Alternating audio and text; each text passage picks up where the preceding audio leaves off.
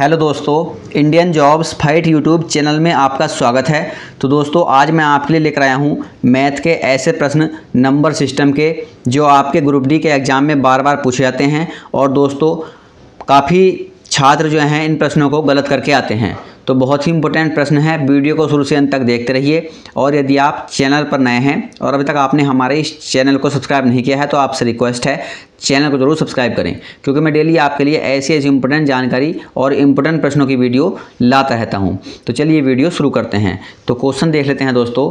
Question है कि 9 की घात 6, 12 की घात 4 और 7 की घात 7 के अभाज्य गुणनखंडों का योग ज्ञात कीजिए।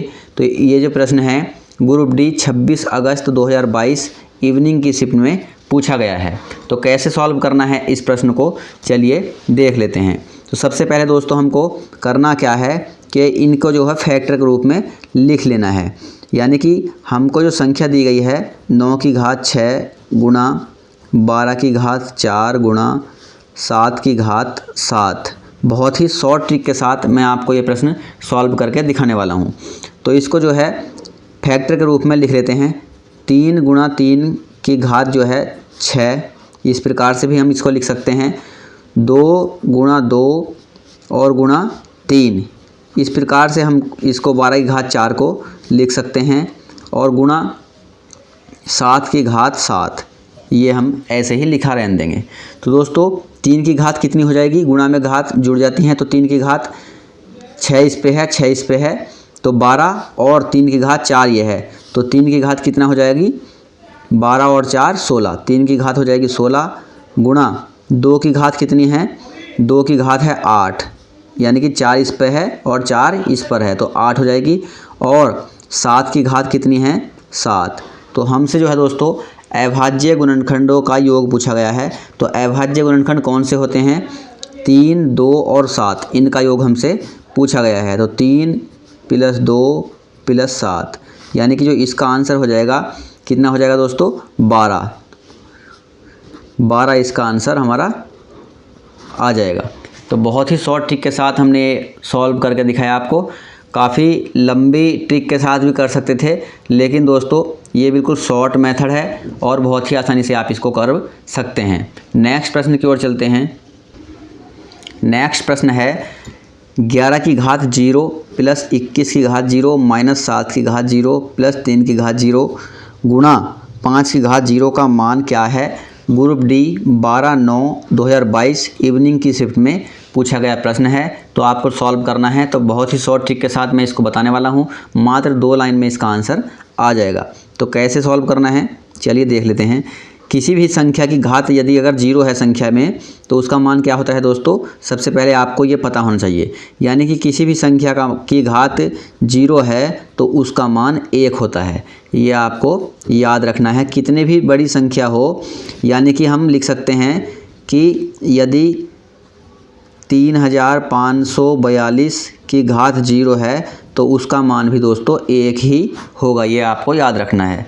तो 11 की घात 0 का मान 1 हो जाएगा, प्लस 21 की घात 0 का मान भी 1 हो जाएगा, माइनस 7 की घात 0 है इसका मान भी 1 हो जाएगा, प्लस 3 की घात 0 है उसका मान भी 1 हो जाएगा, और गुणा जो है 5 की घात 0 तो उसका मान भी दोस्तों 1 हो जाएगा। तो 1 और 1 2 और 1 3, 3 में से 1 घटाएंगे दोस्तों कितना बचेगा, 2, और 2 की गुणा 1 से करेंगे तो ये हमारा आंसर आ जाएगा, हमारा 2। तो इतनी शॉर्ट ट्रिक के साथ हमने ये सॉल्व कर लिया दोस्तों। काफ़ी डरावना प्रश्न था लेकिन बहुत ही आसानी से सॉल्व कर लिया। ये हमको याद रहना चाहिए कि किसी भी संख्या की घात यदि 0 है तो उसका मान जो है 1 होता है। इस प्रकार से हमने मान रख दिया और ये हमारा उत्तर निकल कर आ गया। नेक्स्ट प्रश्न की ओर चलते हैं।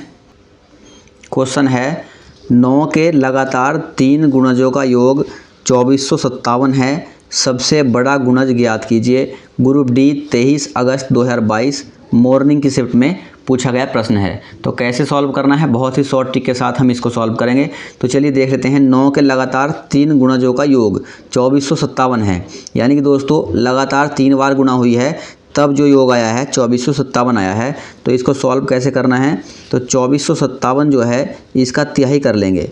2457 जो है दोस्तों इसका तिहाई कर लेंगे यानी कि बटे 3, तो कितना आ जाएगा 3 अट्ठे 24, 3 एकम 3, 3 नम 27, 819 आ गया। यानी कि जो हमारी बीच की संख्या आ गई दोस्तों वह 819 आ गई। एक संख्या इधर है और एक संख्या इधर ही है, तो हमसे सबसे बड़ा पूछा गया है, यानी कि ये वाला मान हमसे पूछा गया है। तो सबसे बड़ा मान निकालने के लिए हमको क्या करना होगा, यानी कि दोस्तों 9 के लगातार 3 गुणज हैं, तो 9 के लगातार 3 गुणज का मतलब है कि इस संख्या में इधर 8 जुड़ा, इधर 9 जुड़ा होगा, 9 प्लस 9, और इधर 9 घटेगा, इधर 9 कम है और इधर 9 ज़्यादा है। यानी कि यदि 810 में से 9 कम हुआ तो 8 से 10 आ गया, 819 में से 9 घटेगा तो 810, और इसमें 9 जुड़ा होगा तो ये आ जाएगा दोस्तों 828, 828। तो इस प्रकार से हमारा जो सबसे बड़ी पूछी है हमसे, तो बड़ी संख्या जो हो जाएगी 828 हमारी हो जाएगी। बहुत ही शॉर्ट ट्रिक से हमने ये सॉल्व कर लिया।